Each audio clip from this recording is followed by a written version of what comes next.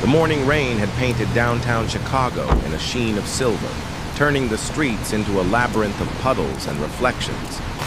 Marcus Richardson stepped out of his sleek black sedan, adjusting the lapels of his navy blue suit jacket, his leather briefcase swinging lightly in his hand. At 41, Marcus was the embodiment of success, having transformed Richardson Holdings from a modest investment firm into a multi-billion-dollar empire. And today his name carried weight in boardrooms, his decisions shaped markets, and his wealth afforded him a life most could only dream of. Yet, as he navigated the wet sidewalks toward his office tower, a hollow ache gnawed at him. The recent death of his mentor, Harold Grayson, a man who had taught him not just business but the value of purpose, had left Marcus questioning what his achievements truly meant. Success, he was beginning to realize, was a cold companion without a deeper sense of meaning. The city pulsed around him, honking taxis, hurried pedestrians, the faint scent of wet asphalt mingling with coffee from a nearby cafe. Marcus's polished shoes clicked against the pavement, each step deliberate, his blue eyes scanning the familiar urban landscape. His short, neatly trimmed black hair was flecked with a few premature grays, a testament to the weight of his responsibilities. At 6'2", with a strong jaw and high cheekbones, he cut an imposing figure, his tailored suit accentuating his broad shoulders. Yet today his usual confidence felt brittle, as if the rain had seeped into his soul. As he approached the glass and steel facade of his office building, Marcus's gaze caught on a young woman sitting on the damp steps of an abandoned storefront across the street. She couldn't have been more than 22, her shoulder-length brown hair damp from the drizzle, her worn jacket and faded jeans speaking of hardship. Despite the chill of the October morning, she sat quietly, her posture straight, not begging or seeking attention from the stream of passers-by. There was a dignity in her stillness, a quiet strength that struck Marcus like a chord from a forgotten song. He had seen countless homeless individuals in Chicago's bustling streets, but something about her stood out, a resilience that reminded him of his mother, Clara, who had raised him alone after his father walked out when Marcus was 7. Clara's unyielding spirit, her ability to hold her head high through poverty and struggle, had shaped Marcus's drive. This young woman, shivering yet composed, seemed to carry that same spark. Her name was Elena Vasquez, though Marcus didn't know it yet. At 22, Elena had been on the streets for 3 months, a casualty of aging out of the foster care system with no family or safety net. Her green eyes, bright with intelligence, held a flicker of hope that belied her circumstances. Her small nose and full lips framed a face that was both youthful and weathered, her thin eyebrows furrowed slightly as she watched the world pass her by. Elena had once dreamed of becoming a teacher, inspired by Ms. Harper, a high school English teacher who had seen her potential and encouraged her to dream big. But without financial support, college remained a distant fantasy. Now her days were spent scouring job listings, dodging danger, and clinging to the belief that kindness mattered more than circumstance.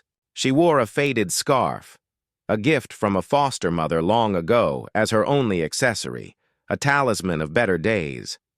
Marcus slowed his pace, his polished shoes splashing lightly in a puddle. An idea began to form, born of curiosity and the cynicism that had crept into his worldview.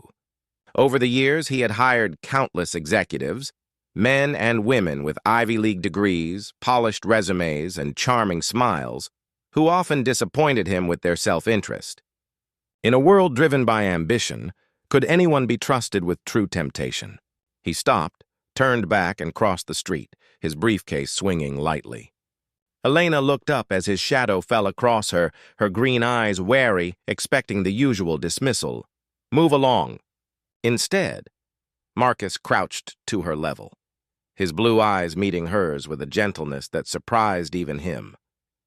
"Excuse me, miss," he said softly. "Are you all right?" Elena blinked, startled by his tone.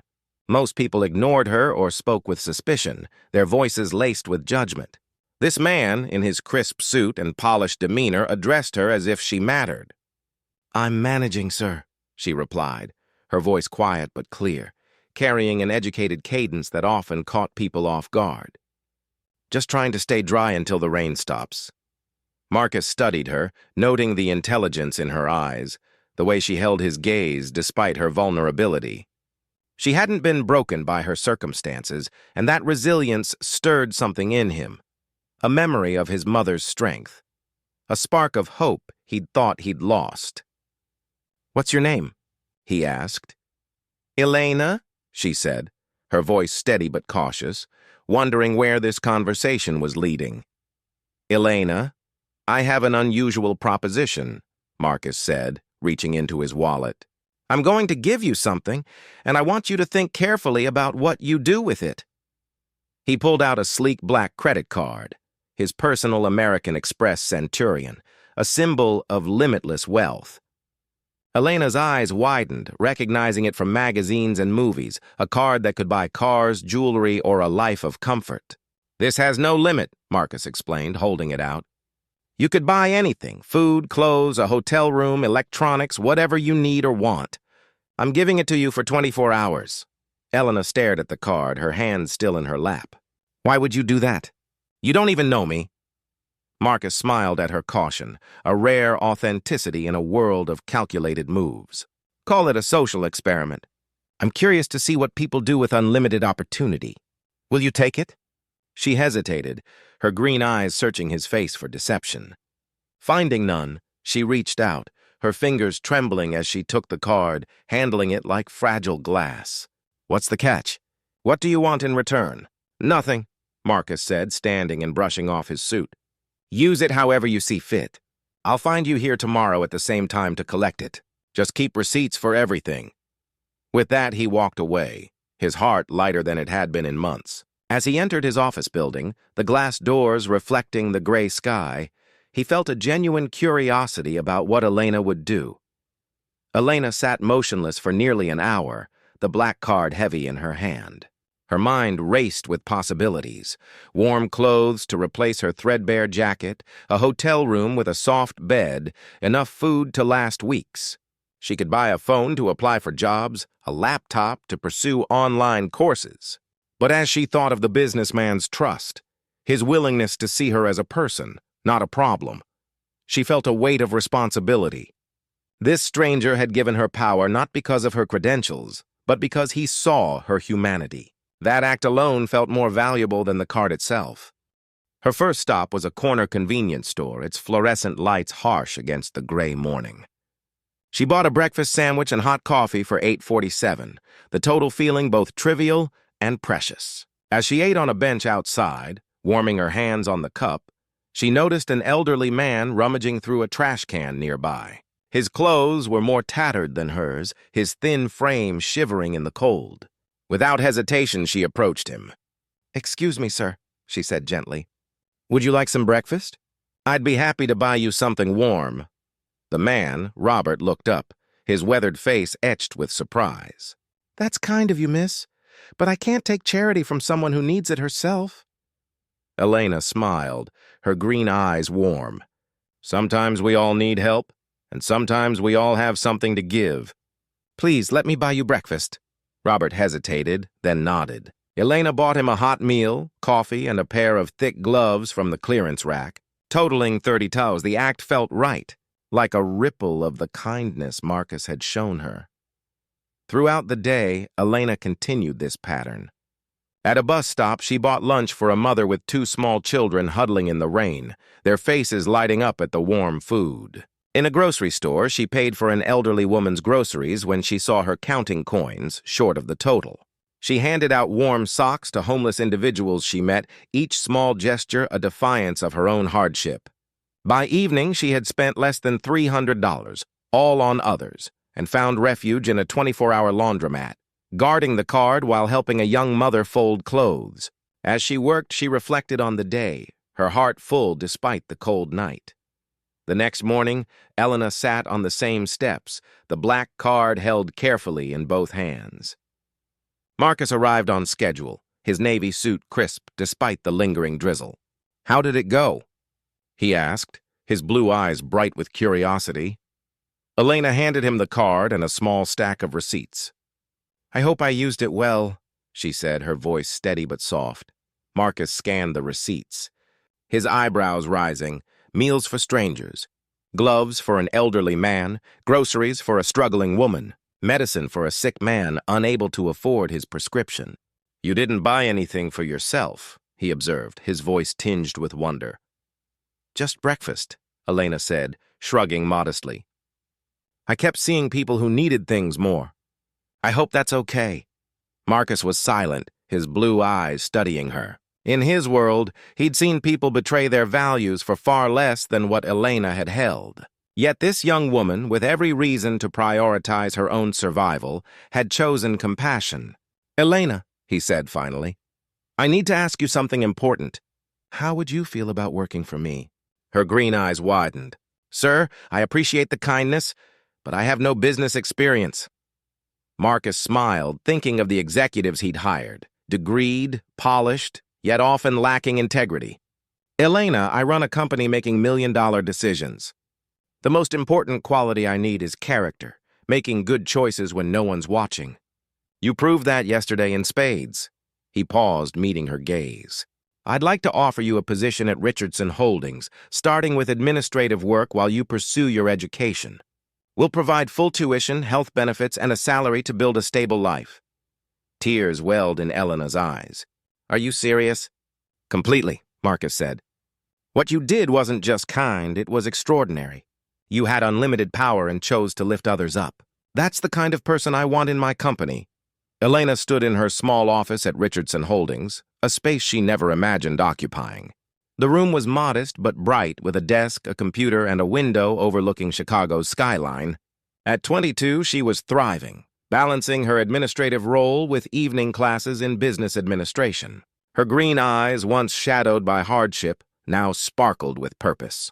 She wore a simple navy dress, her faded scarf replaced by a silver pendant, a gift from a coworker who'd become a friend.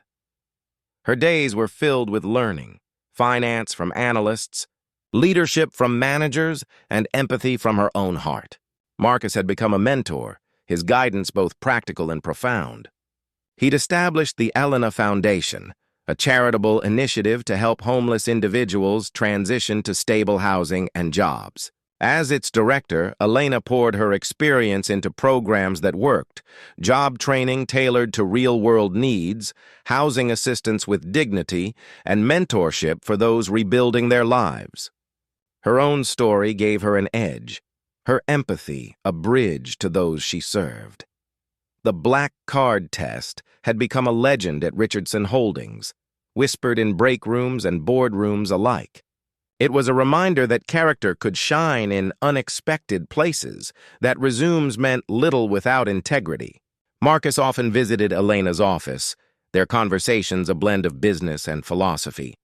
He'd share stories of his mother, Clara, whose strength had carried him through childhood poverty. Elena would recount Ms. Harper's lessons, her belief that education could change lives. Their bond grew, rooted in mutual respect and a shared belief in second chances. One evening, as Elena reviewed foundation budgets, Marcus knocked on her door. "Got a minute?" he asked, his blue eyes warm. "Always," Elena said, smiling. She gestured to a chair. Her office now a hub of activity, files, program outlines, and a replica of the black card framed on her desk, not as a symbol of wealth, but of trust. "I was thinking about that day," Marcus said, settling into the chair. "I gave you that card on a whim, but it changed everything, for you, for me, for this company." Elena nodded, her green eyes reflective. "I still can't believe you trusted me." "I was nobody, just a girl on the street." "You were never nobody," Marcus said firmly.